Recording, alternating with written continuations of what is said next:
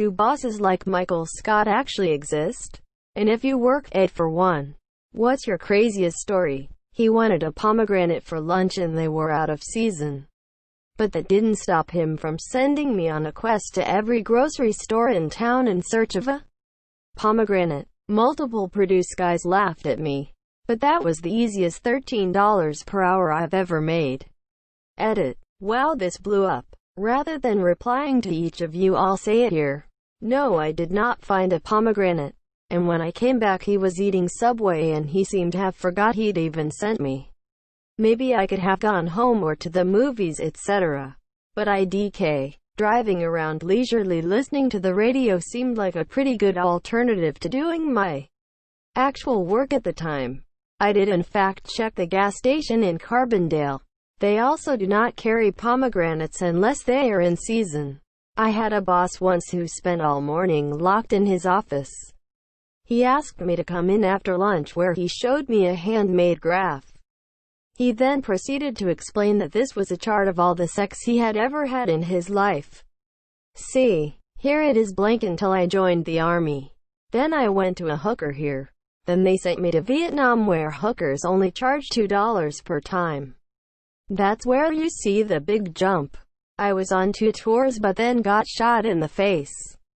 I came back home and you see how it just drops to almost nothing. I was astounded. My boss is certainly Michael Scott-esque. When I first started I was essentially Pam as well since I was both receptionist and his assistant to some extent. My favorite story was back when we were prepping for a conference. Some context. He's terrible with the English language in general and will mangle phrases and descriptions to no end. How the turntables. So on a group call he kept talking about wanting a golden hamster ball to do giveaways with. Was raving about how great it would be spinning around while people walked by. All the while everyone on the call was just sitting in confused silence.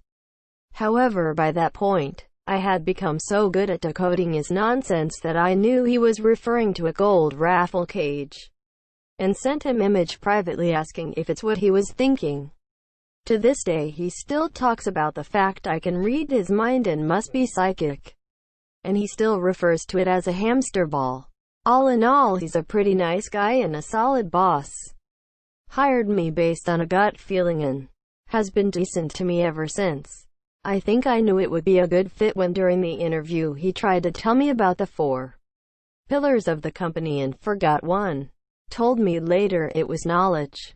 I had a redhead boss who made us all sit down and watch a training video about how we shouldn't refer to him as Ginger, because it is bullying. No one had ever called him that. I had a boss that used to watch me through a gap in the glass partition between our desks. She wanted to see if I was paying attention during meetings. One day, I put a large folder to cover the gap and she freaked. I still laugh when I think about it. I used Michael Scott as a reference point for an old boss of mine from the moment I started working there. He made Chewbacca noises on the regular because one of my coworkers' names sort of vaguely sounded like Chewbacca. It didn't. Used voice to text extremely loudly in his office for no reason to send really personal messages. Got really excited and wore a specific vest any time we had after work outings scheduled. Shouted the same like 7 references to old movies and extremely awkward hip-hop song quotes 100 times a day, and insisted on greeting all our international co-workers very loudly in their language. They all speak perfect English, of course, looking around for approval afterward, and then fully giggling at everyone's French accents on conference calls. He also told me a lot about an improv show he did for a full year after it happened. That said, he had all the good parts too.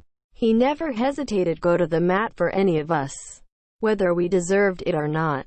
He gave really sage business advice and great examples of how to face challenges out of absolutely nowhere. And he came to every community play I did in the 4 years I worked for him, and told everyone else in the office how good I was in it for the following month and chastised them for not coming when things really got serious or bad in my life. He couldn't have been more kind, helpful, and supportive. Honestly, probably the best boss I'll ever have. Never have worked for one myself.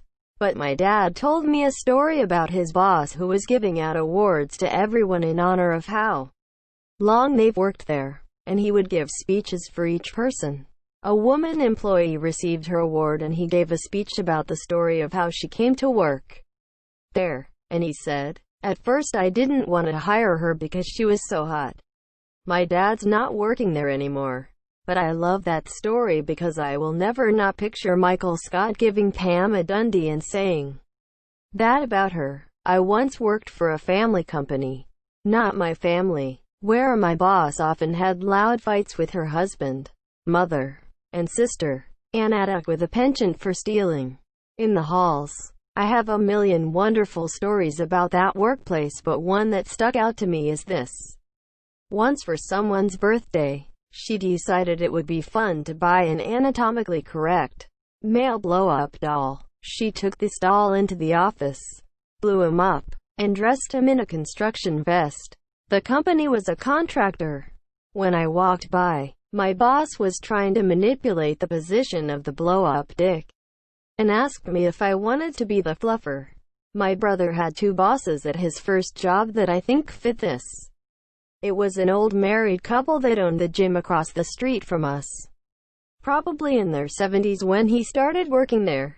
The wife was from Germany and super strict. The husband was clearly losing it. Some notable mentions are when the husband combined bleach and ammonia to clean the hot tub and sauna room, tear gassing my brother in the process. Wife insisted the street be swept once a week. This was my brother's task. Almost every single time, the husband would come out halfway through with a leaf blower and destroy any progress my brother had made. Husband would regularly sit in the sauna for way too long and have to be rescued by brother and co-workers. Brother opened every Saturday. They never gave him a key, so he would have to hop the fence to get in. There's so many more, but I know he's asleep right now and I can't ask him. My ass boss insisted his daughters be flower girls in my wedding. I declined. At the reception, he told me I was spending too much time talking to one person, and I need to work the room more. I literally had a boss who would stop us in the middle of our work and hold company-wide meetings, talking about 9/11 truth or conspiracies and chemtrails. Mind you, we were furniture-making company. He would get so caught up in his conspiracy theories that he forgot to order wood to make furniture. 1 month, had a boss who was very peculiar. For instance, he'd open a random closet, look at the stuff inside, then go on a tirade. Look at all this. Who bought all this crap? You did. Oh, well, somebody needs to throw it away. Constant stuff like this. He held a meeting with our whole team, less one person, to discuss said person being gay. We all knew for well over a year, and never made a deal of it. So yes, they are out there, and that is why the show is so funny to me. I can relate. Yep, I had one. Organized a thoroughly awkward award ceremony once, that we never did again. Asked a Mexican employee if his new baby's name was going to be No Mas during the shower we threw for Hi Monsieur. Heard me once use the phrase economy of scale, then used it wrong 5 minutes later in a conversation with different people. Didn't know the meaning behind Black Friday, and what it meant for a company to be in the black. Just like Michael Scott, only more of a dick. Long ago, my 80-year-old boss pulled me into his office. Paul, I've noticed that your shirt's untucked and that looks unprofessional. Me, I'm sorry about that, Joel. I want you to start tucking your shirts into your underwear. Me, go ahead and try it now. Me, Joel, you know I have 15 women who report to me. I can't undo my pants in the office.